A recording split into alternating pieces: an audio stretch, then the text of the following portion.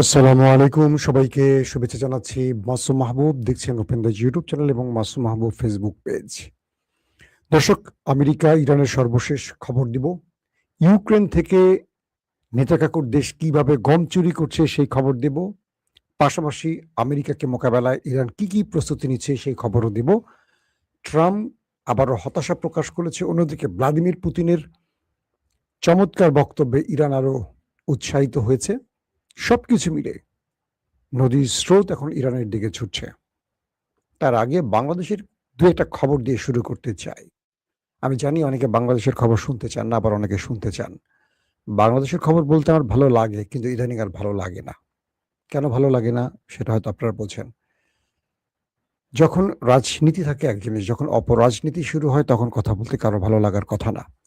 আজকে হুট করে মোবাইলের মধ্যে আমার দুটো ভিডিও টাইমলাইনে আসে ফেসবুকে। একটি হলো বিএনপির ফজলুর রহমান, স্বঘোষিত মুক্তিযোদ্ধা, তার একটি বক্তব্য, আরেকটি বক্তব্য আসে জামাতের আমির ডক্টর শফিকুর রহমানের। আমি স্বঘোষিত মুক্তিযোদ্ধা ফজলুর রহমান, অনেকে ফজলু পাগলা বলেন, অনেকে বলেন, আমি বলছি না, ফজলুর রহমান, তার বক্তব্যটি শুনছিলাম। তিনি সংসদে দেখলাম অনেক টেলিভিশন বলছে আগুন ঝরা বক্তব্য, সংসদ কাঁপালেন, এরকম অনেকগুলো শব্দ বলছেন, তাই একটু বক্তব্যটা শোনার চেষ্টা করলাম। তো দেখলাম এই ফজলু সাহেব, তাকে নিয়ে অনেক সন্দেহ আছে, তিনি আসলে বিএনপি না আওয়ামী লীগ এটা বিএনপিও বলছে না। বাট ওই যে দুধ ভাত বা এরকম কিছু কাতারের নেতা থাকে না, দুধ ভাত, তাকে না চটিয়ে বরং তাকে দলে রাখা হয় কিছু বিভ্রান্তিকর বক্তব্য দিয়ে বিনোদন দেওয়ার জন্য। সিনেমায় দেখবেন দিলদার থাকে, টেলি সামাদ থাকে, থাকে না একটা কমেডি চরিত্র, রাজপাল ইয়াদেব থাকে। হ্যাঁ, কেন রাখা হয়? সিনেমাটা যেন বোরিং না লাগে, কখনো হাসির জন্য ক্যারেক্টার লাগে, কখনো গানের জন্য কি বলে নর্তকী লাগে, কখনো ফাইট করার জন্য গুন্ডা লাগে, থাকে একটা বিনোদন। তো রাজনীতি একটা বিনোদন আমাদের দেশের জন্য। তো ফজলু সাহেব কথা বলবেন, মুখ খুলবেন আর মানুষ হাসবে, এটা নিয়ে বিতর্ক ছড়াবে, এটা একটা পার্ট আমাদের রাজনীতির। তো ফজলুর রহমান সংসদে দাঁড়িয়ে আজকে কি বললেন, দু একটা অক্ষর বলি। তিনি বললেন কালো শক্তি, যেই কালো শক্তির জন্য তাকে দল থেকে বহিষ্কার করা হয়েছিল, আবার পার্লামেন্টে সেই কালো শক্তি শব্দটা তিনি ব্যবহার করেছেন। তার মানে হলো কালো শক্তির জন্য বিএনপি তাকে যে বহিষ্কার করেছে, এটা আসলে দেশবাসীর চাপের কারণে এই কাজটি বিএনপি করেছে। মূলত এই কালো শক্তি শব্দটা বিএনপি ওন করে, কারণ আজকে পার্লামেন্টে সেই শব্দটা তিনি আবারও বলেছেন। এক, দুই নম্বর, তিনি যখন জামাত ইসলাম বিএনপিকে সব রকম রাষ্ট্র পরিচালনায় সহযোগিতা করতে আশ্বাস দিল, জ্বালানি সংকট মোকাবেলায় জামাত যখন সরকারের পাশে থেকে কাজ করার আশ্বাস দিল, যখন তারেক রহমান জামাতের সেই প্রস্তাবিত বিষয়গুলোকে অ্যাকসেপ্ট করে একটা কমিটি গঠন করে দিলেন, অর্থাৎ জামায়াতের 5 জন এবং বিএনপির 5 জন, সরকারের 5 জন, বিরোধী দলের 5 জন, 10 জন মিলে একটি কমিটি নির্ধারণ হয়ে গেল। পুরো বাংলাদেশ বিএনপির প্রশংসা করলো, জামাতের প্রশংসা করলো। কেন প্রশংসা করলো? এই প্রথম পার্লামেন্টে সরকারি দল এবং বিরোধী দল কোনো একটি বিষয় এক হতে পেরেছে, যেটা বাংলাদেশে আমরা সচরাচর কখনো দেখি না। এর দুটো কারণ, তারেক রহমান বাংলাদেশকে এগিয়ে নিতে চান, তার স্বপ্নের বাংলাদেশ গড়তে চান।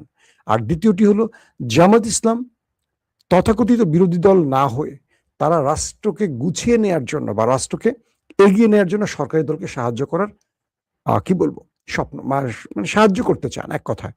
তো দুটো দলের এই পজিটিভ বিষয়টাকে কিভাবে ধ্বংস করা যায়, যেহেতু বিএনপি জামাত একটা সংসদের মধ্যে গঠনমূলক আলোচনা করছে, সৌহার্দ্যের একটা ব্যাপার তৈরি হচ্ছে, আমরা দেখছি পূর্বের মতো গালিগালাজ চলছে না, কারো বাপ মা তুলে গালিগালাজ হচ্ছে না, জিয়াউর রহমানকে রাজাকার বলা হচ্ছে না, খালেদা জিয়াকে দুশ্চরিত্রা বলা হচ্ছে না, তারেক রহমানকে নানান ভাষায় গালাগাল হচ্ছে না।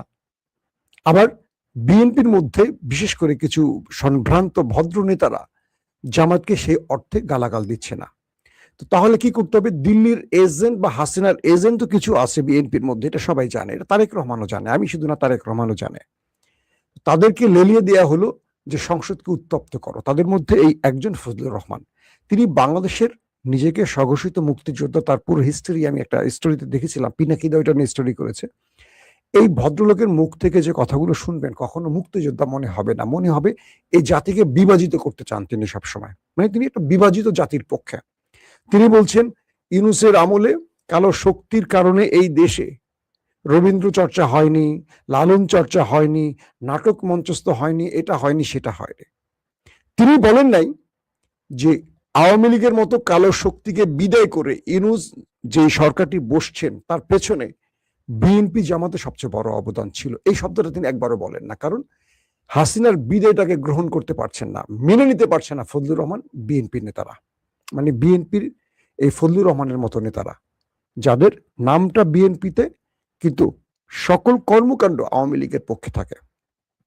এবং আমি দেখলাম ফজলুর রহমানের এই বক্তব্যগুলো আওয়ামী লীগের সোশ্যাল মিডিয়ার কর্মীরা, অ্যাক্টিভিস্টরা, সাংবাদিকরা, বুদ্ধিজীবীরা সমানে পোস্ট করতেছে। এখন বিএনপি নেতার বক্তব্য আওয়ামী লীগের লোকেরা ফেসবুকে ভাইরাল করছে। আমার বন্ধু সাবেক সহকর্মী মঞ্জুরুল আলম পান্না, যিনি সরকারের বিরুদ্ধে ষড়যন্ত্র করতে গিয়ে জেল খেটেছেন, তিনিও দেখলাম সুন্দর করে পোস্ট করেছেন। তাদের কাছে ৭১ এই শব্দটা ৫৪ বছর আগের ৭১টা একটা মূর্তির মতো। মানে তারা আসলে যত লুটপাট আকাম কুকাম করবে এই সাইনবোর্ডটাকে সামনে রেখে করতে চায়, যাতে কেউ কিছু বলতে না পারে। তারা ২৪টাকে গুরুত্ব দিচ্ছে না, তারা ২৪টাকে কখনো মানে মানতে রাজি না, কারণ ২৪ মানলে ৭১ হারিয়ে যাবে। আর ২৪-এ যাদের অবদান কম তারা ২৪কে মূল্যায়ন না করে ৭১কে টেনে আনে।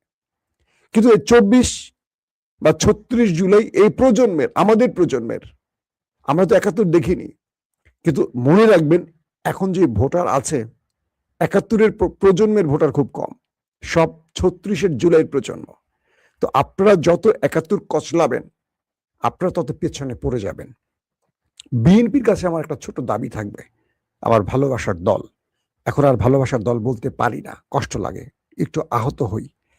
এইসব লোকদেরকে পার্লামেন্টে এনে পার্লামেন্টের মধ্যে বিভক্তি ছড়িয়ে যদি দেশকে এগিয়ে নিতে পারেন তাহলে ঠিক আছে, আর যদি দেশকে পিছিয়ে নেওয়ার টার্গেট থাকে তাহলে আপনারা যা খুশি করেন। আপনাদের পরিণতি হাসিনার মতো হতে পারে। এই শব্দটা হাসিনাকে আমরা ১৫ বছর বলে আসছি, হাসিনা আমাদের গোনায় ধরে নাই। হাসিনার মতো পাহাড় সম শক্তির মানুষ, হ্যাঁ, হাসিনার মতো পাথর সম হৃদয়ের মানুষ পালিয়ে গেছে এক নিমিষে। সো এই অভিজ্ঞতাগুলো আমাদের মনে রাখতে হবে। আমার বক্তব্যটা বিএনপির পক্ষে আর বিপক্ষে যেখানেই যাক, ফজলুর রহমানদের মুখটা বন্ধ রাখতে হবে। আমরা ওই বাংলাদেশ দেখতে চাই না যে বাংলাদেশ বিভাজিত বাংলাদেশ, যে বাংলাদেশ ভারতের দাসত্ব কবুল করা বাংলাদেশ। যারা ৭১ শব্দটাকে আনেনি শুধু ভারতের দাসত্ব কবুল করার জন্য, ৭১-এর যে চেতনাগুলো আমাদের একটা বাস্তবায়ন হয় গত ৫৪ বছরে ৭১ নামধারী প্রতিটা লোক, খেয়াল করবেন যারা সবচেয়ে বেশি ৭১ চর্চা করেছেন এবং মুখে ফেনা তুলেছেন, সবগুলির দুর্নীতির খবর আছে। প্রত্যেকটি দেশে সম্পদ লুট করে বিদেশে পাচার করেছে। খোঁজ নেন মিথ্যা বলছে কিনা, কিন্তু মুখে শুধু ৭১ শব্দটা রেখেছেন। আওয়ামী লীগ তার ১৫-১৬ বছরে ৭১-এর চেতনা লালন করতে গিয়ে দেশকে লুট করে ফোকলা বানিয়ে ফেলেছে, কিন্তু মুখে ৭১ শব্দটা ছিল। এই লোকগুলির কাছে কোরআন বাইবেলের চেয়েও ৭১ শব্দটা শ্রেষ্ঠ, কারণ এই সাইনবোর্ডটা দিয়ে তারা লুটপাট করতে চায়, এইটা দিয়ে তারা তাদের রাজনীতি টিকিয়ে রাখতে চায়। কিন্তু এই প্রজন্ম ৭১-কে ভালোবাসে, ৭১-এর শহীদদের বা ৭১-এর বীরদের শ্রদ্ধা করে, কিন্তু সেটাকে পুঁজি করে লুটপাট অপরাজনীতি করতে চায় না। এই প্রজন্ম চায় দেশ এগিয়ে যাক, পৃথিবীর বাকি দেশগুলোর মতো বাংলাদেশ স্বনির্ভর হোক, একটা উন্নয়নশীল দেশ হোক, রুল অফ লয়ের দেশ হোক, মানবিক বাংলাদেশ হোক, মানুষের বাক স্বাধীনতার বাংলাদেশ হোক। কিন্তু এরা চায় না, এরা আবারও সেই ৭১ শব্দটাকে নিয়ে বিভাজিত করছে। খুব দুর্দান্ত একটি কথা বলেছে জামাতের আমির আজকে, জামায়াতের সাথে আদর্শিক মিল না থাকলে তার বক্তব্যটা ভাল লাগছে। তিনি পার্লামেন্টটাকে বারবারই কার্যকর রাখার জন্য নানান রকম পরিকল্পনা গ্রহণ করছেন এবং সরকারি দলকে সাহায্য করছেন। এই জামাতের আমির ফজলুর রহমানকে একদম ধুয়ে পার্লামেন্টকে ক্লিয়ার করে দিয়েছেন। যারা ফজলুর রহমানের বক্তব্য প্রচার করেছেন তাদেরকে বলবো একটু জামাতের বক্তব্যটা প্রচার করবেন। কিভাবে তাকে বোল্ড আউট করে দিয়েছে জামাতের আমির, পার্লামেন্ট একদম ধুয়ে দিয়েছে এবং স্পিকারকে বলেছেন তার বক্তব্য।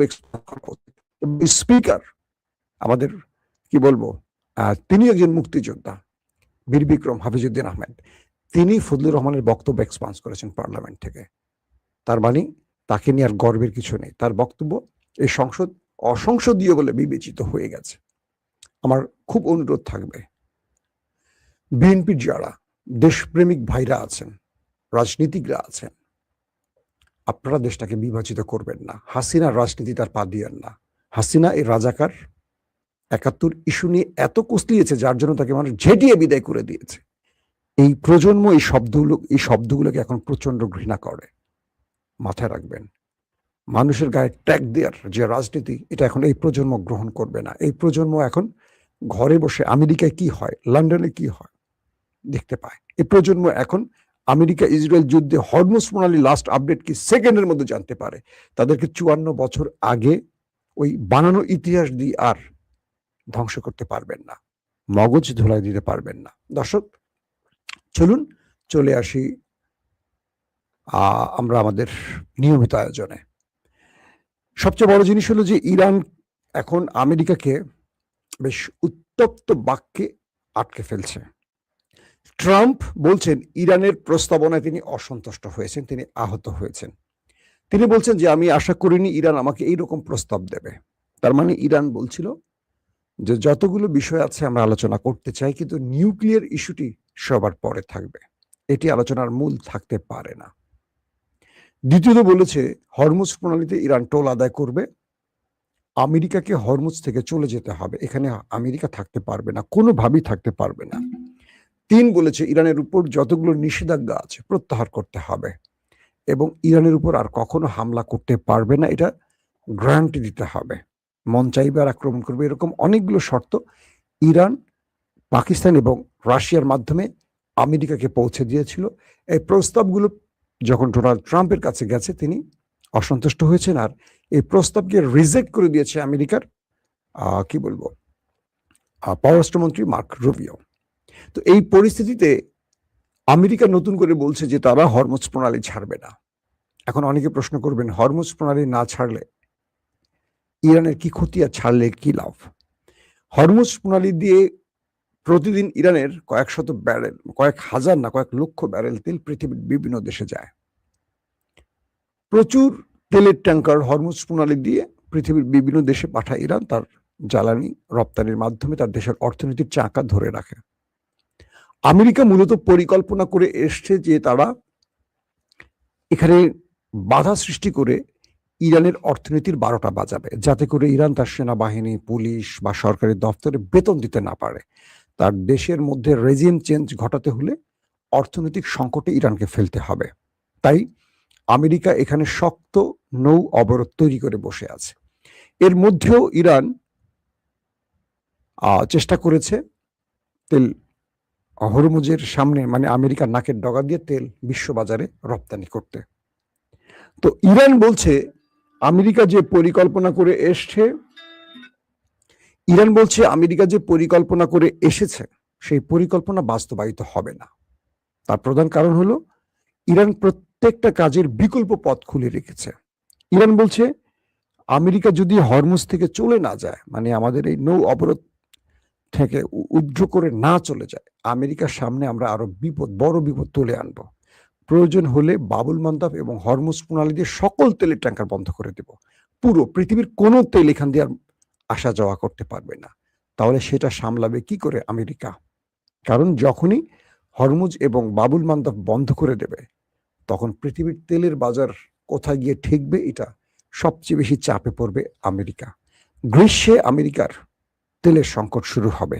সেই সময়টা ইরান চাইবে পুরো এই অবস্থানগুলোকে হরমুজ বাবুল মান্দাব বন্ধ করে দিতে। অর্থাৎ যদি আমেরিকা এই মুহূর্তে এই অঞ্চল ছেড়ে না যায়, তাহলে আমেরিকার জন্য আরো কয়েক ধাপে কার্ড তৈরি করে রেখেছে ইরান। ইরান বলছে আমেরিকাকে আমরা সময় দিচ্ছি, সুযোগ দিচ্ছি এবং পথ বলে দিচ্ছি, তোমরা এখান থেকে চলে যাও। যদি তোমরা এখান থেকে না যাও, আমরা তোমাদের সামনে অনেক বড় জাল বিছাবো, যে জাল থেকে তোমরা বেরিয়ে আসতে পারবে না। নাম্বার 2, পাশাপাশি ইরান আজকে বলছে, গতকালকে ইরান বলছে যে যদি আমাদের কোনো স্ট্রাকচারে, সম্পদে, আমাদের তেলকূপে, গ্যাস কেন্দ্রে কোনো হামলা হয়, তাহলে গালফ কান্ট্রি এবং ইসরায়েলের এই কেন্দ্রগুলোতে আমরা 7 থেকে 10 গুণ আক্রমণ করব। আজকে একজন বলছে যে ঠিক আছে, 7 গুণ 10 গুণ বেশি হয়ে যায়, আমরা অ্যাটলিস্ট 4 গুণ করি, তোমরা একটা মারলে আমরা 4টা ধ্বংস করব, ইরানের পক্ষ থেকে বলা হচ্ছে। এবং ইরান বলছে যে যদি ইরানের মধ্যে শত্রু চিন্তা করে বড় ধরনের কোনো ক্ষয়ক্ষতি করবে, তাহলে আমেরিকাকে প্রস্তুতি রাখতে হবে, এর চেয়ে বড় মাসুল তাদের জন্য আসবে। এখন আমেরিকা বেছে নেয় কোন পথে তারা হাঁটবে। দর্শক, এই পরিস্থিতির মধ্যে রাশিয়া থেকে বিশেষ বার্তা পেয়েছে ইরান এবং এই বক্তব্যটি এখন পৃথিবীর সকল গণমাধ্যমে বড় ফ্রেমে প্রচার হচ্ছে এবং রাশিয়া থেকে যে আশ্বাস পেয়েছে যে ইরানের পাশে রাশিয়া থাকবে, সব রকম সহযোগিতা করবে, এরপরে ডোনাল্ড ট্রাম্পের নেক্সট কোনো বার্তা এখনো আসেনি। তার মানে এটা বলা যাচ্ছে চীন এবং রাশিয়া ইরানের পাশ থেকে যাচ্ছে না, এটা স্পষ্ট হয়ে গেছে আজকের বক্তব্যের মাধ্যমে। এখন এই মধ্যপ্রাচ্য আসলে কন্ট্রোলটা কার হাতে, বা মধ্যপ্রাচ্যের মোড়লটাকে? এই মুহূর্তে কার্যত মনে হচ্ছে মধ্যপ্রাচ্য কন্ট্রোল করছে পুরো ইরান। কারণ আরব রাষ্ট্রগুলো কখনো ইরানের ছাতার নিচে আসতে চাচ্ছে, কখনো আমেরিকার ছাতার নিচে থাকছে। আরব রাষ্ট্রগুলো চীন রাশিয়াকে বলছে যদি তোমরা এই অঞ্চলের দায়িত্ব নাও তাহলে আমরা তোমাদের সাথে আলোচনা করতে চাই। অর্থাৎ ইরানও চায় আরবরা যেন চীন রাশিয়ার ছায়া চলে যায় আমেরিকা থেকে। আবার ইরানের টার্গেট হলো যে কোনো ভাবে এখান থেকে আমেরিকাকে তাড়াতে পারলেই মধ্যপ্রাচ্য ইরানের কন্ট্রোলে চলে যাবে, ইসরায়েল একা হয়ে পড়বে। কারণ ইসরায়েলকে রক্ষার জন্যই মধ্যপ্রাচ্যে আমেরিকা এতগুলো ঘাঁটি গড়ে বসে আছে। তো এই ক্ষেত্রগুলোতে এখন মনে হচ্ছে আমেরিকার চলে যাওয়ার সময় এসেছে। কারণ আমেরিকাকে আরবরা যে চোখে এতদিন দেখেছে বাঘে বা সিংহের চোখে, এখন দেখছে তারা ভেড়ার চোখে, যারা ইরানের হাত থেকে নিজেকে রক্ষা করতে পারেনি।